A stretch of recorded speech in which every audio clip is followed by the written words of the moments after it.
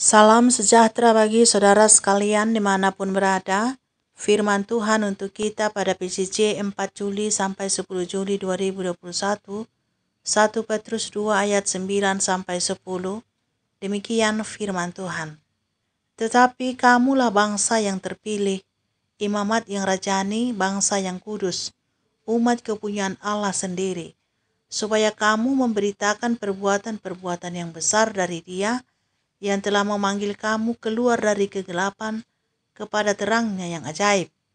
Kamu yang dahulu bukan umat Allah, tetapi yang sekarang telah menjadi umatnya, yang dahulu tidak dikasihani, tetapi yang sekarang telah beroleh belas kasihan. Sampai di sini firman Tuhan.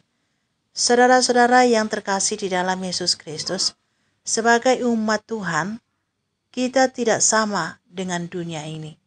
Tetapi kita menjadi kudus dan menjadi imamat yang rajani. Apa itu kudus? Kata kudus berasal dari kata kados yang artinya diasingkan atau dikhususkan. Segala sesuatu yang dikhususkan untuk Tuhan, itulah kudus. Umpamanya, hari Sabat itu adalah hari kudus, hari yang diasingkan untuk Tuhan. Tidak boleh bekerja pada hari itu, seperti pada hari-hari biasanya. Gereja juga dikatakan kudus karena dikhususkan untuk Tuhan, untuk beribadah, memuji Tuhan, berdoa dan mendengarkan firman Tuhan. Jadi kalau ada di gereja dilakukan kegiatan lain selain kegiatan yang diasingkan untuk Tuhan, gereja itu tidak menjadi kudus lagi. Jika di sana dikumandangkan lagu-lagu percintaan atau lagu-lagu di luar lagu yang diperuntukkan bagi Tuhan. Jadi, jangan nyanyikan lagu-lagu itu di dalam gereja, sebab gereja adalah kudus atau diasingkan untuk Tuhan.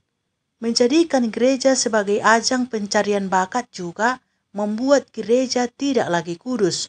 Umpamanya, melakukan perlombaan-perlombaan fashion show, lomba membuat kue, lomba merangkai bunga, dan lain-lain. Sama halnya dengan umat pilihan Allah. Adalah kudus, sebab sudah diasingkan atau dikhususkan untuk pekerjaan-pekerjaan Allah. Allah memanggilnya dari gelap menuju terang, sehingga tidak lagi serupa dengan dunia ini. Jadi siapa yang mengatakan dirinya kudus, umat pilihan Allah, maka ia sudah diasingkan untuk Allah. Dia menjadi berbeda dengan dunia ini. Jika umat pilihan Allah berjalan dalam kebenaran firman Tuhan, dunia akan berjalan menurut petunjuk-petunjuk dunia atau kebenaran-kebenaran buatan manusia.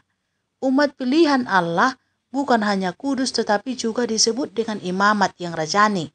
Jika ditelusuri dalam bahasa aslinya, imamat yang rajani adalah royal priesthood yang berarti imam kerajaan.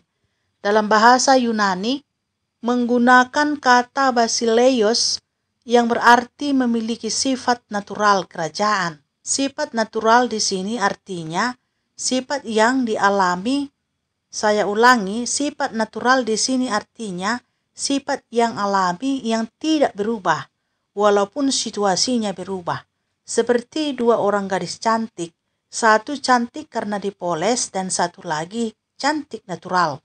Apabila mereka berjalan di terik matahari atau di bawah dirus hujan, gadis yang dipoles akan berubah menjadi kurang cantik, tetapi gadis yang alami, yang tanpa polesan akan sama saja tetap cantik walaupun keadaannya berubah.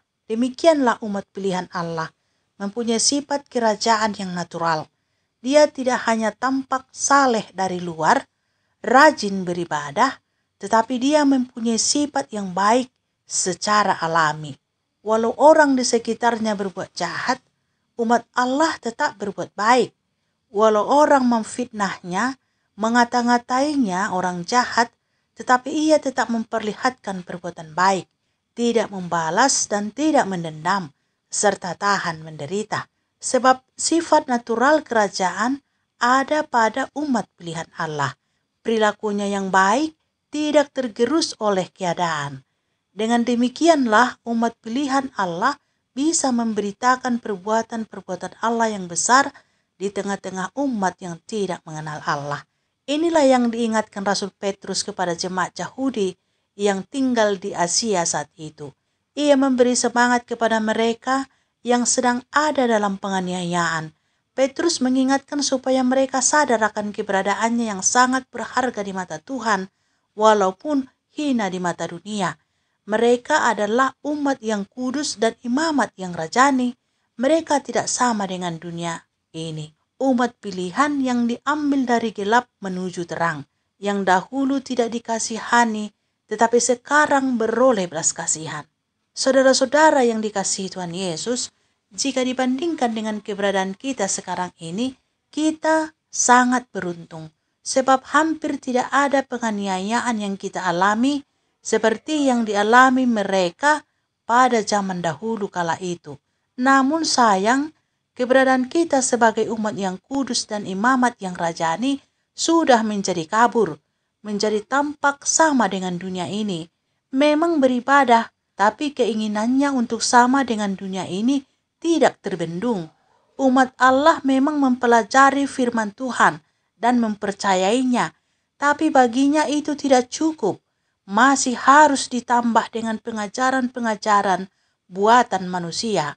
Seraya berkata, pengajaran buatan manusia berasal dari akal manusia, dan akal adalah pemberian Tuhan. Jadi tidak masalah jika diikutkan, asal tujuannya adalah kebaikan.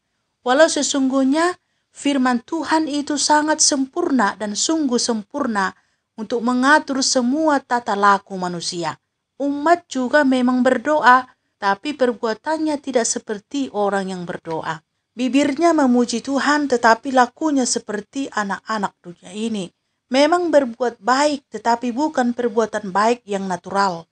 Bibirnya berkata ya, tetapi hatinya berkata tidak. Senyumnya manis seperti gula, tapi hatinya busuk seperti kuburan. Kebencian, iri hati, sombong dan kebohongan, tipu muslihat dan kepura-puraan masih saja ditemui walau sudah menjadi umat pilihan Allah. Untuk itulah kita diingatkan kembali supaya menyadari keberadaan kita yang sangat berharga itu sebagai umat pilihan Allah, kudus, imamat yang rajani. Melakukan perbuatan-perbuatan yang baik, dengan begitu kita dapat memberitakan perbuatan-perbuatan Allah yang besar, sebab untuk itulah kita dipanggil. Amin.